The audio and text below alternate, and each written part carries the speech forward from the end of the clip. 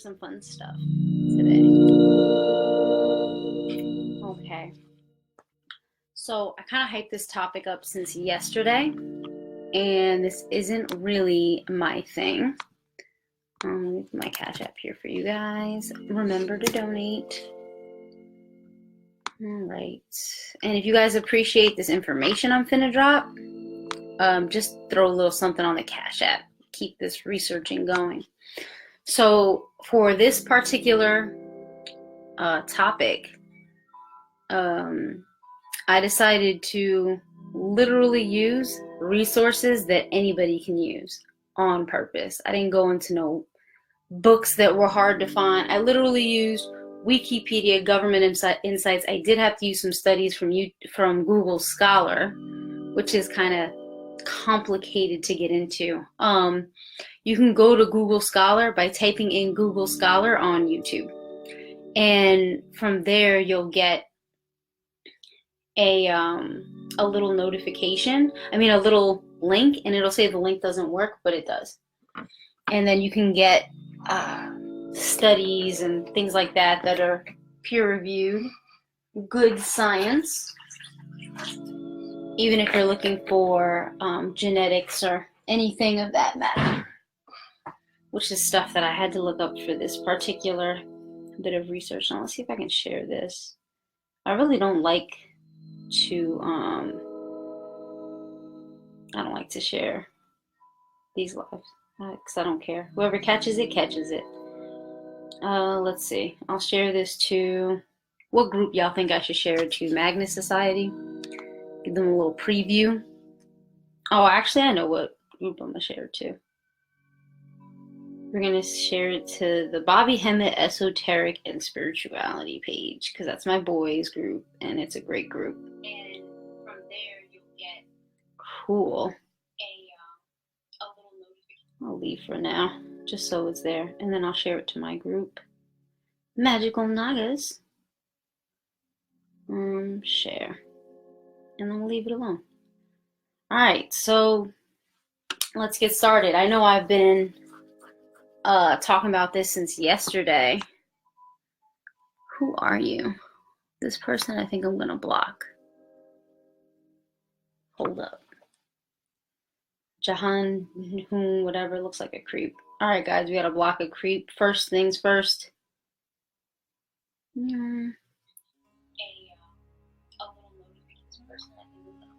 Haha, you hear me? I think I'm gonna block them. They're a creep.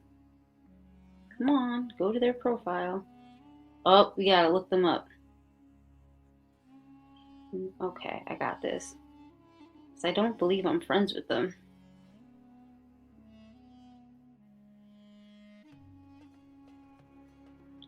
Oh, look, their last name came up. Must be on my page all the time. Creeper. Alright, I'll block them later. Anyway. So y'all know it gets crazy around here sometimes. Alright, we got a good couple people watching. Alright, cool. So guys, if you appreciate the, not you, Alvarez. You guys appreciate this information I'm finna drop right now. Definitely drop something on the Cash App. You could wait till after I drop the information though. Make sure it's thorough. You could drop something before too. Alright, so let's get into it. I'm actually gonna use, alright. So what I did for this is I actually made sure that I used sources that are widely available. And I did this on purpose so that, and if anyone's watching from the group, I just started a watch party. I'm actually not in the watch party. I'm on my page right now. So I won't see your comments till after, but I promise that I will comment after. Now let me go to my Google Drive because I took all these notes on here. So much stuff, the way that they cloak history makes like no sense whatsoever. So it was a lot of digging that I had to do, but I didn't want to make it. I was like, yo, honestly, with the information available, as long as you use your critical thinking and do good research, you can figure out things that you wouldn't think that you would be able to figure out. You don't need some ancient book some shit that costs $12,000 just to get the true history. Now that stuff helps because it's a great reference, but I just wanted to make it known that like you can fucking use Google, Wikipedia, government websites, articles, you can use science, you can use a lot of different sources that are credible, or at least like Wikipedia I pretty much use for like reference. You can use Britannica. You can use a lot of different websites that'll get you the information, but you just have to know, you have to use your critical thinking skills and just know when something doesn't make sense or isn't adding up so that you can put it together in a cohesive way. Now, so let's start with this timeline. So the first, hey Redman, so this is, I did ancient Egypt, the timeline.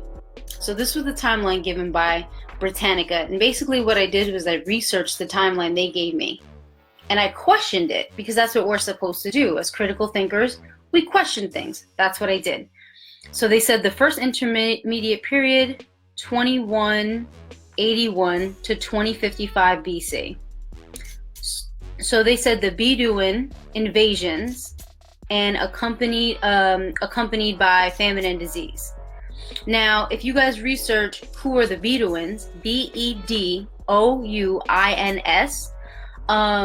these are actually nomads. They were nomads that were the foundation for today's modern day Arabs. Now, Arabs is now a loose term. It didn't used to be. It wasn't even in existence, I believe, till the 19th century. But this is a very loose term at this time. So they're saying that these individuals, these nomads, were the foundation for Arabs in this day and age. Okay, cool, we'll go with that. So it says they crossed the Red Sea, but it doesn't tell you what is on the Red Sea, like where in the Red Sea. So it says they crossed the Red Sea into modern day Africa in the 11th century, though. Okay, cool.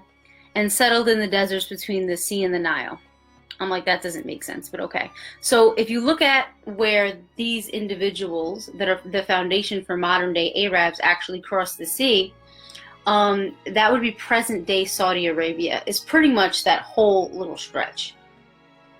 So we'll start there. Now, I'm giving you all this ground information because when we get into the good stuff, this stuff is going to matter. So they said the Theban prince Metuhotep managed to topple Heracles, who's Greek, i.e. Ionian. And the Ionian Empire, by the way, did not just, it wasn't just Greece. It was actually parts of Turkey as well. And if you look on the right next to each other, so that makes perfect sense, right? And reunited Egypt beginning in the 11th dynasty. So what they do is they purposely use dates that are, now I didn't even bother with the dates. I said, okay, I'm gonna research what I need to research, but they purposely use different names for dates to confuse you when you're researching. So you want to do your due diligence and actually research dates. And then they use a lot of different names to describe the same people.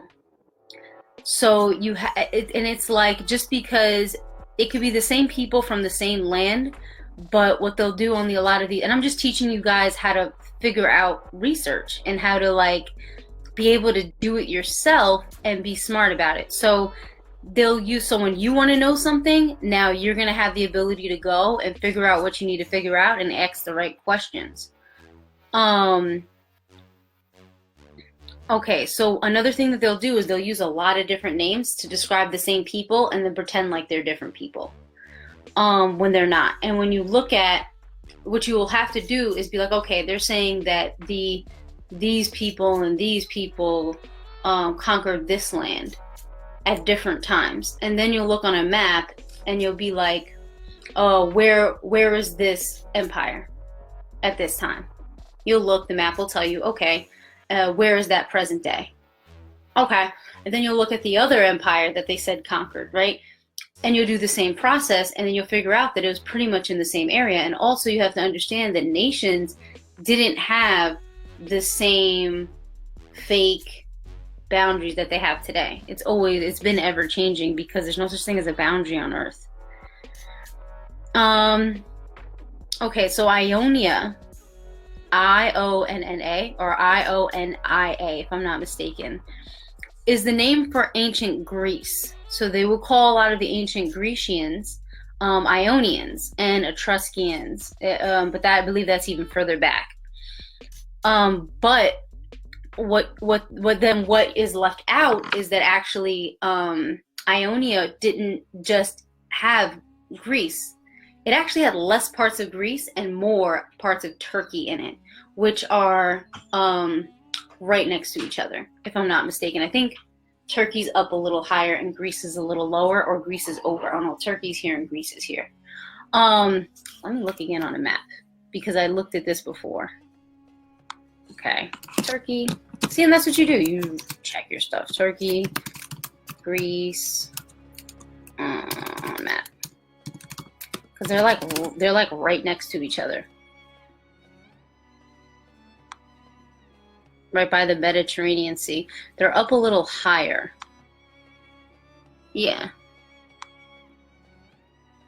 Yeah, and they're right across each other. Aegean Sea. Yep, they're right next to each other, across from each other and next to each other, because they have land that connects. So a lot of Greece and Turkey's history has been, so I was right actually both times. A lot of Greece and Turkey's history has been intertwined. You know what I mean? Like, a lot of their history has been intertwined. And historians could just say Greece and Turkey have a lot of history together, but they don't.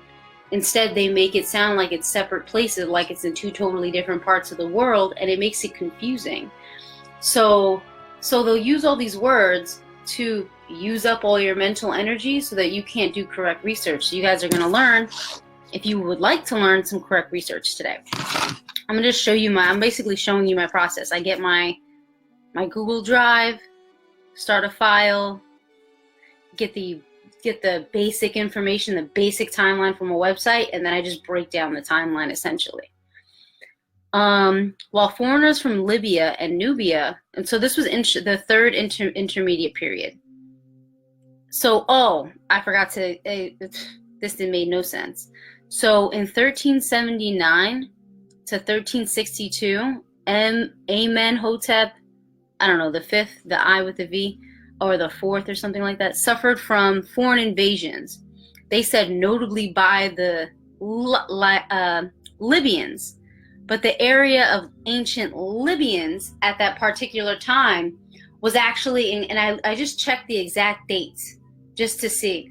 That particular area was in turmoil at the time, and a lot of different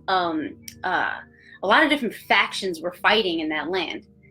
So I said, what nation was even ruling? LOL. And then there's not a lot of information available online about what nation was even ruling, because there was so much infighting and fighting with the nations around that area at that time.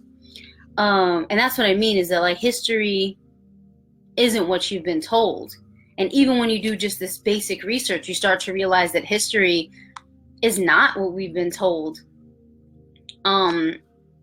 It's something totally different. Okay, so the next part, and I had to write all this down because it was so intense. So this is the third intermediate period. So it was from 1085 to 644 BC.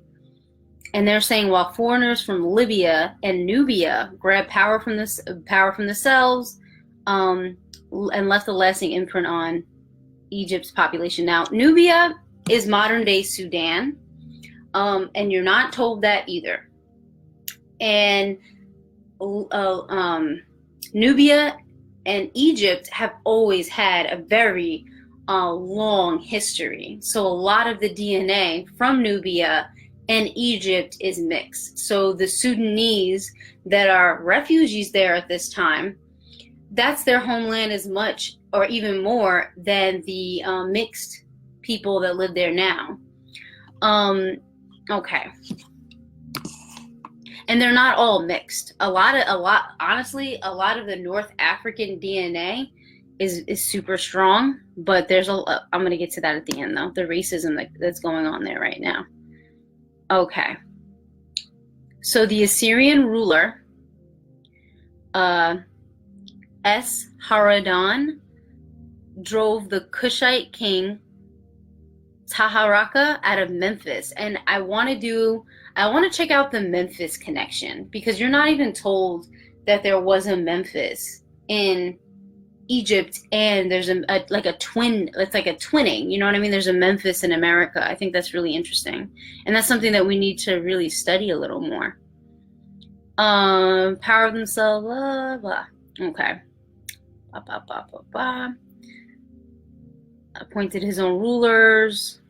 Okay, so the Assyrians are now present day northern Iraq and southeastern Turkey. So do you guys see how Turkey seems to be interwoven into this history over and over again? When you do the research, you see present day Turkey coming up quite a bit. And I noticed it because when I started doing it, I was like what's going on here? And then they'll throw in a lot of different nations and stuff to try and confuse you, but when you do the research on who these people were, it becomes a lot clearer. Okay, so in 525 BC, Cambyses, king of Persia, defeated Psammetichus, whatever. Anyway, the last Setite king, at the Battle of Pelusium. Egypt became part of the Persian Empire at this time. Okay, cool. 332 BC, Alexander the Great of Macedonia, northern Greece, which happens to be right next to where? Turkey, once again, defeated the armies of the Persian Empire and conquered Egypt. And if it wasn't called Greece at this time, if it was called Ionia, I have to check. But if it was being called Ionia at this time and not Greece yet, then it would actually be Greece and Turkey, and parts of both areas, because they were really one nation.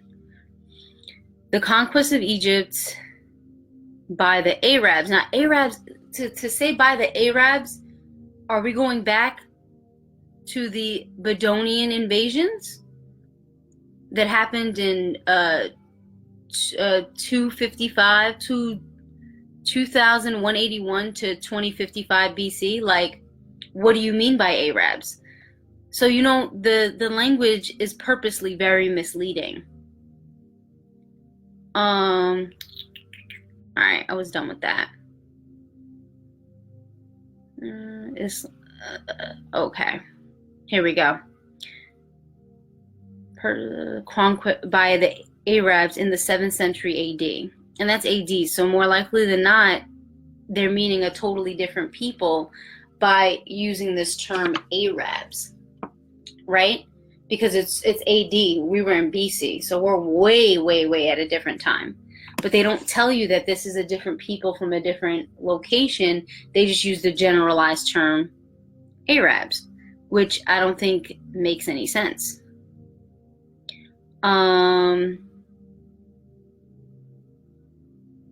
Okay, and they just, whatever. Anyway, so then what I did from that part, right? That's the general history of who conquered Egypt. This is the fall of Egypt, essentially.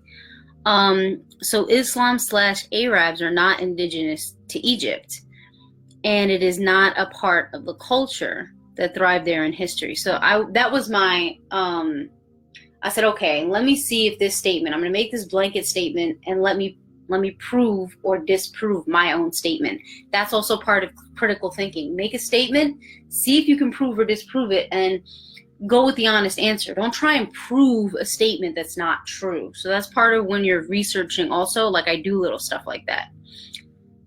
So Arabs.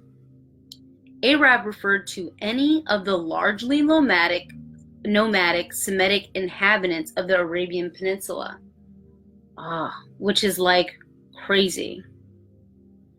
So this included Arabic-speaking peoples living in the vast region of Mauritania on the Atlantic coast of Africa, southwestern Iran, including the entire Maghreb of North Africa, Egypt, and Sudan, the Arabian Peninsula, Syria, and Iraq. So this is a big, this is a huge, just a huge area. And the first mention of the word Arab was from the mid-19th century BCE, which were a tribal people in eastern southern Syria and north of the Arabian Peninsula. So got crazy at this time. We have to figure out. But I know that the Bedouins were the ancestors of the Arabs, and the reason why Arabs would be in such a large area is because this was in fact a nomadic tribe, and they're still around till this day, by the way. And they were from present-day Saudi Arabia.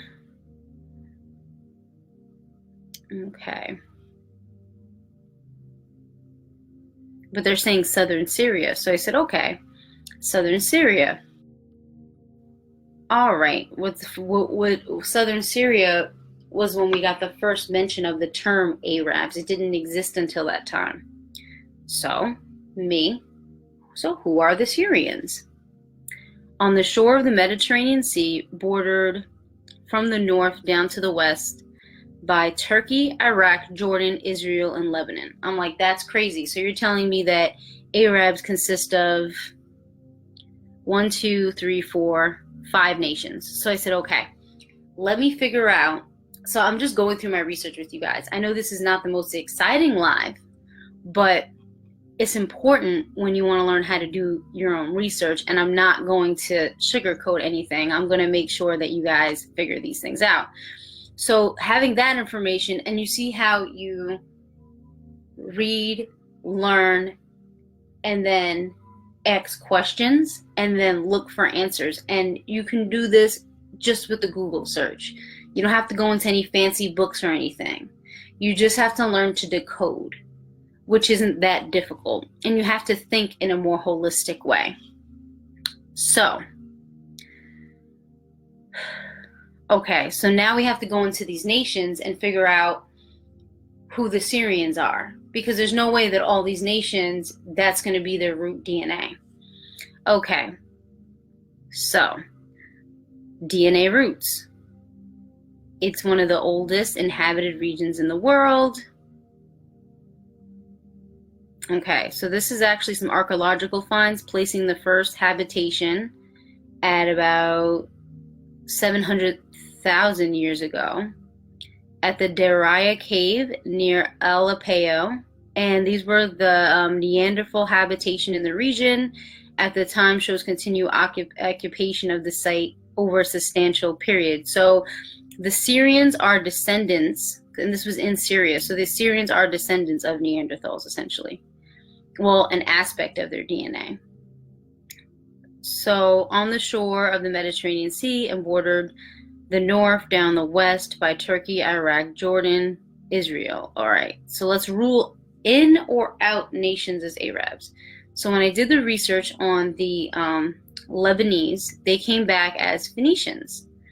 And this was in an article that had mentioned a study that was done. A team of biologists at Lebanese American University estimates that 1 in 17 persons around the Mediterranean carries genetic markers distinctive to the ancient Phoenician people who resided in what is now Lebanon. All right, cool. The Iraqis are Arabs, or from the Booties or Bodis or whatever people. The Iraqi Republic of Iraq lies in Western Asia, encircling the Mesopotamian plain. Turkey to the north, Iran to the east, Jordan to the west. All right, so that we got check for the Iraqis as Arabs. Almost 75% of Iraq's population is made up of the dominant ethnic group.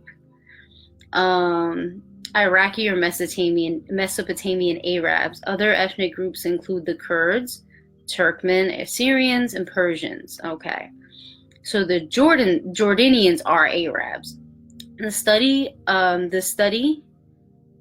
The results of the study established the Arab characteristics of the population with no or minimal presence of African genes. Israel ancestors, they have ancestral lineage with the, hey, what's up, Marcus? With the Ashkenazi Jews. So Israel's mainly Jewish. You could look up anything, it's all Jewish, which is cool. So Israel's doing its own thing.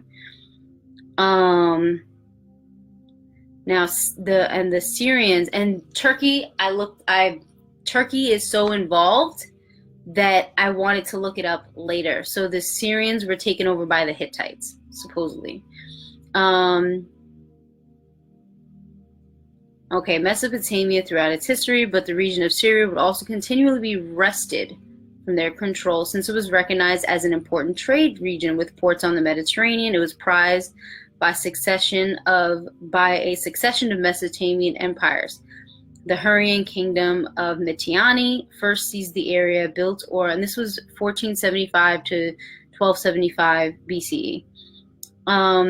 They were conquered by the Hittites under the region of the Suppulima, 1344 to 1322 BCE, who placed the Hittites as rulers on the Mitanni throne. So Mitanni was ruling that particular area before then. So we have Bog Askoy. Sorry, I don't speak other languages too well, so you guys get what you get.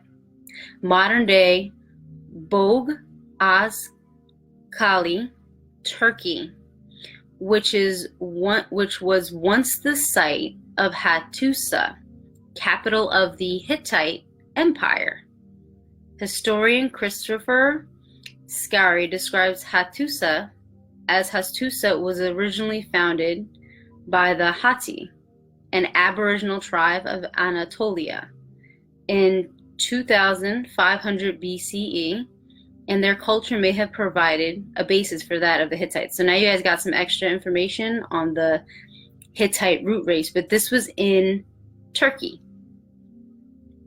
Okay, Turkish. Now now you see how Turkey just seems to interweave into everything with Egypt, and it's a very interesting, very long history that they have. All right, so the present day phenotype. The Turkish population structure and genetic ancestry relatedness among Eurasian populations, and this was a study done. It's in the NCBI database. This is June 13th, 2016. We examined the population structure and genetic relatedness of samples from 3 regions of Turkey using over 500,000 SNP genotypes. The data were analyzed together with the Human Genome Diversity Panel data to obtain more representative sampling from Central Asia, Karatsky samples, Bishik, Kyrgyzstan, were genotyped and analyzed. The principal component analysis reveals a significant overlap between Turks, Middle Easterns, and a relationship with Europeans and South Central Asians. However, the Turkish genetic structure is unique. Now, why is that important to know? That's important to know because we now know that Turkey has mixed. We have the Nubians, really mainly the Nubians, the ancient Egyptians, and Turkey are sort of the main mix in Egypt at this time. So I know it's a lot to follow the information, and it's like being in school, but I wish I had the notes up so I could read it to you guys, but it's cool. I just wanted to make sure that I got the information to you. So modern day Egypt is a mix at this time. So you have Nubian, which is Sudan, and the Sudan refugees are treated very poorly there, even though their DNA has been there for a very long time, mixed in with the structure. You have a very large Turkish presence that hasn't been analyzed in Egypt. Meanwhile, when we do the research and the history, we're finding out that Turkey and Egypt have a very, very long history together. So some of their DNA has to be present. Now, we know that the Turkish DNA is from Europeans, South and Central Asians, and they found the oldest bones found in that region in Turkey are Neanderthal bones. So they have more of a European mix sort of phenotype. Okay. So there was a study done in 2017, and it said it was a DNA study. There was a graph, and it showed that 17% of Egyptians are Arabs, while 68% of the indigenous population is from North Africa, 4% from Jewish ancestry, which makes sense, 3% of East African origins, 3% from Asia Minor, and 3% from South European. So Arabs, you now know, is a very broad term. And you would actually have to look at the marker for the Booleans to figure out if these people actually have Arab genetic markers. So, and they didn't test to see, because it said specifically in what we read, the Turkish genetic structure is unique, and nowhere in this study was the Turkish genetic structure tested whatsoever. So that's not proof that, and a lot of Egyptians are being tired at this time. They're like, we always look like this. We've been here. Like, no, you haven't been here. And ancient Egyptians didn't look like you. And so many nations had conquered that land. Like, why wouldn't we think that at this time that there would be a mix? Like what happens anywhere on the planet when you have a nation coming in and conquering another nation, where people don't have sex, kids aren't born, DNA mixes don't happen. Still, the African gene seems to be the strongest gene. And they really were like prideful in proving that they were North African, but that doesn't really mean anything, because North Africa is a lot of different lands still. And if you want to differentiate the DNA pool, that's going to take a lot of work.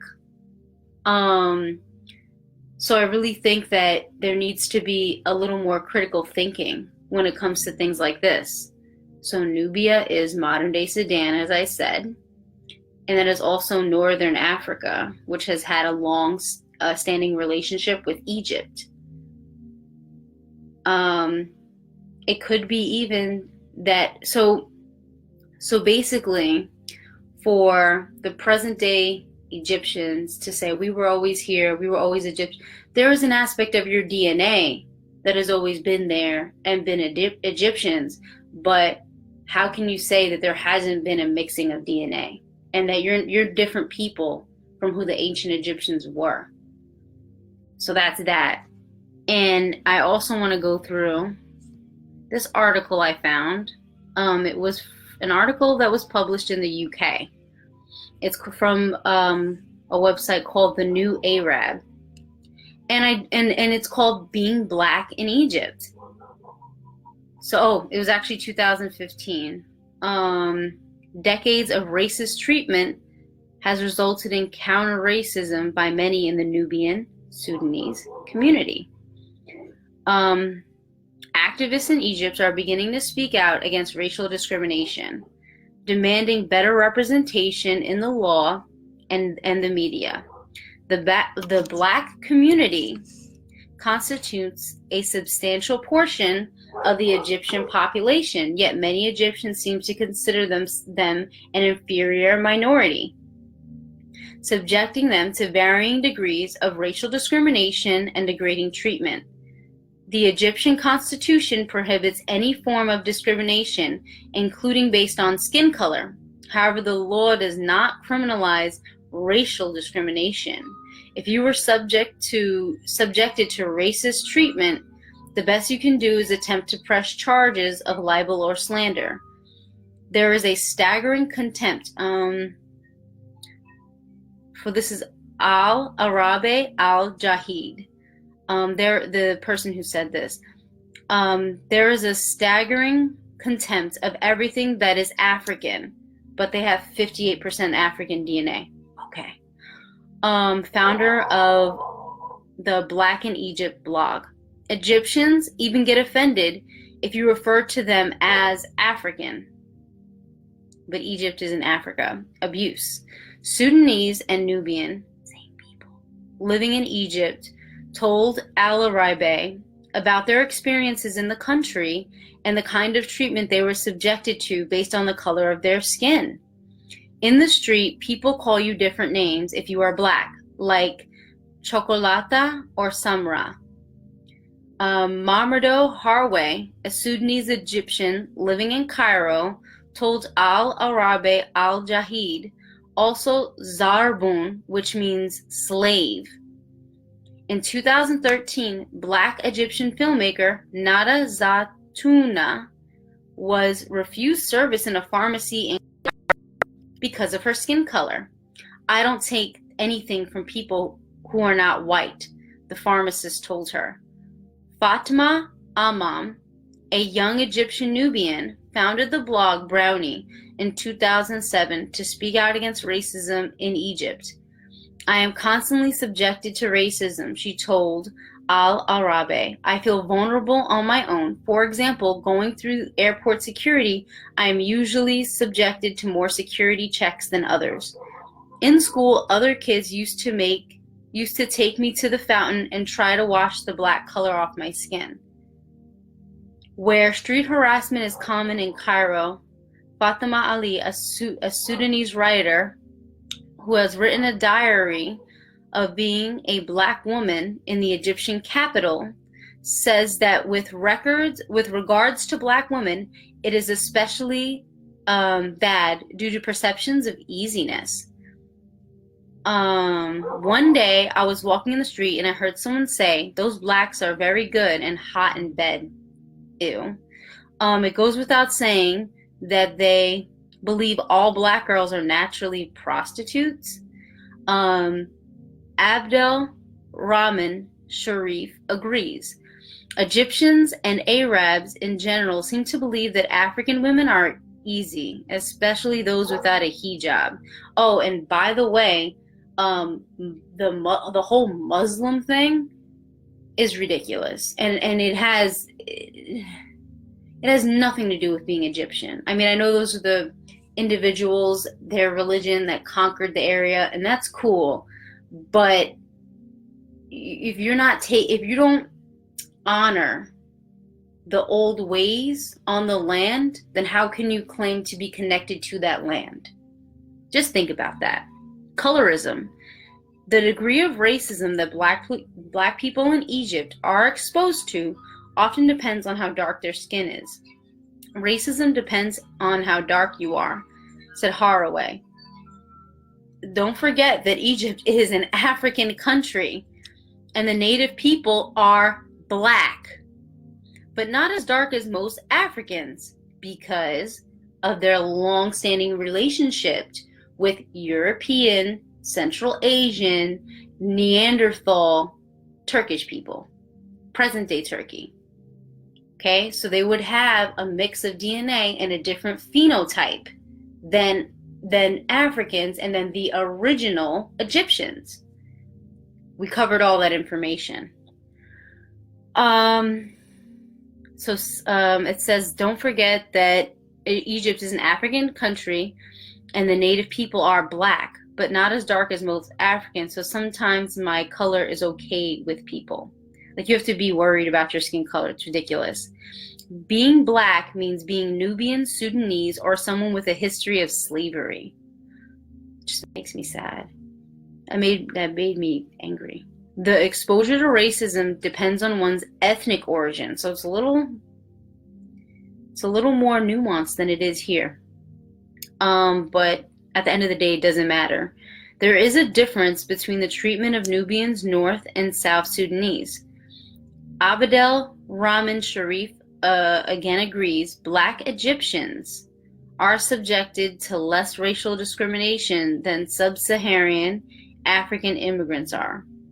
Racist Egyptians tried to tell the difference based on facial features and varying shades of skin color. Right, because you're going to know the difference based on someone's facial features when everybody in the area looks the same. Sudanese refugees face their own struggle with racism in Cairo, as it's just madness, as they are often left with limited support and protection from the government. In 2005, the Egyptian riot police killed at least 20 Sudanese refugees protesting in Matusa Mahmoud Square. Mustafa Mahmoud. I did pretty good. About their poor conditions in Egypt while seeking to be resettled in another country. The attack did not provoke any notable outrage among Egyptians, many of who responded with racist remarks. African victims of racial discrimination in Egypt do not report the violations against them because they know there is no one to protect them. They can escape in fear when they see cameras, Sharif said. The accumulation of anger due to decades of racist treatment has resulted in counter-racism, according to Fatina Imam. For example, Nubians take pride in their pure race, and they praise the term, and they use the term Gorbati to describe outsiders or non-Nubians. Hilarious.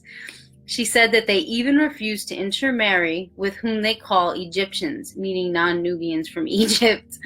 They responded to racism with racism, as if this was the natural response when it only fuels the crisis. I think that's the smartest thing to do in that situation. Imam added that the first step towards solving the problem was overcoming the anger and focusing on preserving the Nubian identity.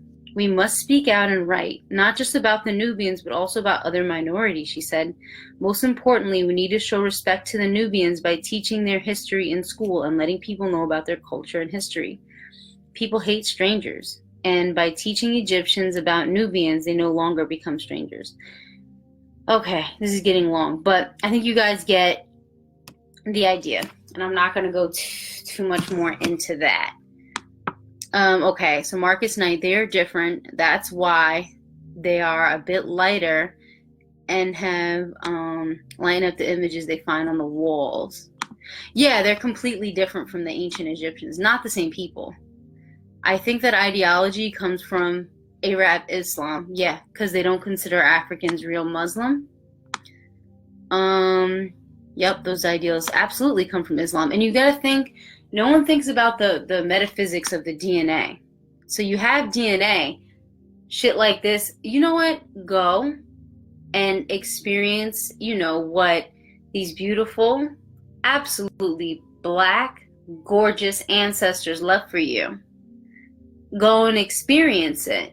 And pay no mind to, what people would say or do. Plus, we're Americans, and they're going to know that right away anyway. It's not like you're going to speak the language, so go.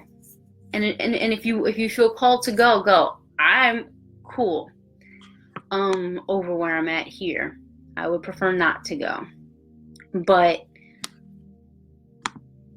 I mean, you can even just go to Europe and go to some of the museums there, and they have so many Egyptian artifacts, it's ridiculous. But white folks can't claim Egypt as theirs, just based on the history. They didn't really have anything to do with it until kind of like the end, when Rome and Greece and all them came in. So that's not the foundation of Egypt. Egypt, Kemet, all that. It's an African nation. It's clear as day. So there doesn't need to be any more of a debate on that. Now, the present day issues, I think, really come from you have You have people that are conflicted within their own DNA because they have some very, very opposing characteristics and cultures within their own DNA. And until they can come to a higher consciousness in that area, I mean, with clients, we've done some DNA healing, especially clients that have past lives as slaves, which I've had quite a few, and we've done the DNA healing. It makes a difference. Sometimes you got to cast out your white ancestors. Sometimes they're there tormenting you, or they're there and you're getting feelings of anxiety and whatnot because you still have warring factions within your own DNA. And people can say whatever they want, think that this isn't real, whatever, but the results speak for themselves. Like I'm on the front lines. I do the work with people on a consistent basis. So whatever, you know, whatever, this is what it is from what I see. And DNA has its own intelligence.